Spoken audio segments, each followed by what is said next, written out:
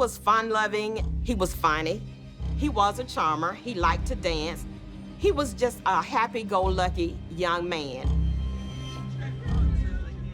Someone at the club told Tim's sister, Talisa, that he left the club, he got in the car with the 2 white men and the woman, and they left the People's Choice. And that Friday night, that was the last that we saw Tim.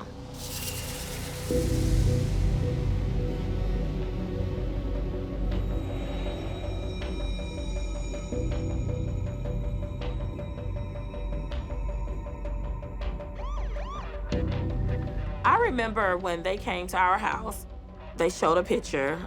Everybody was just so upset, and really scared, because who would do this?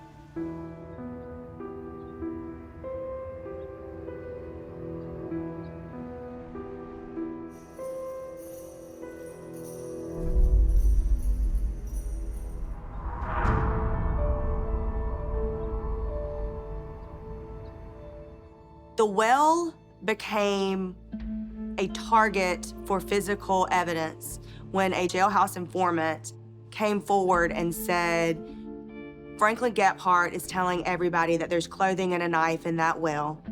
But this jailhouse informant said he burned trash over that evidence for years to destroy it.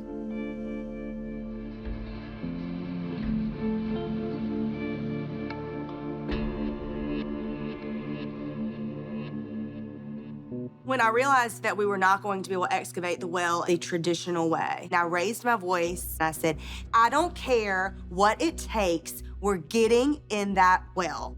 My investigator, John Wright, stumbles upon a way that we could hydrovac the well. So we could send water shooting down in the well with a big tube to suck up everything that the water gets and put it in a big old tank. The risk that we took was we would never be able to retrieve DNA evidence. But at that point, I would rather have the evidence and not be able to test it than not have the evidence at all.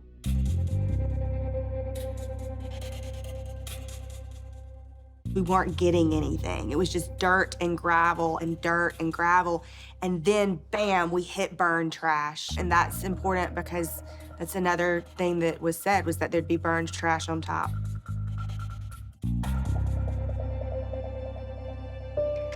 I could not believe it. It's important to understand why that was so significant, because this was an Adidas shoe from 1983. We knew that Tim had some sneakers like that. That's why that was so important to the case.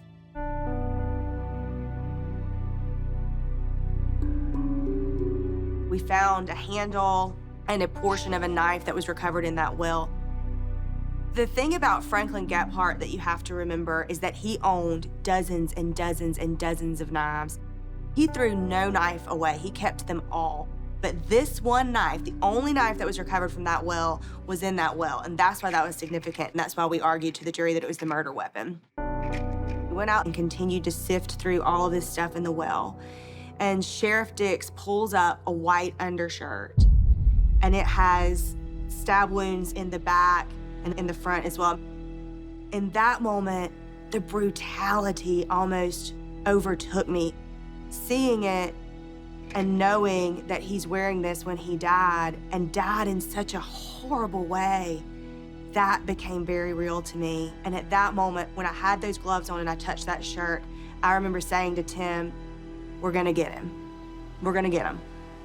It was just one of the most surreal moments of my career.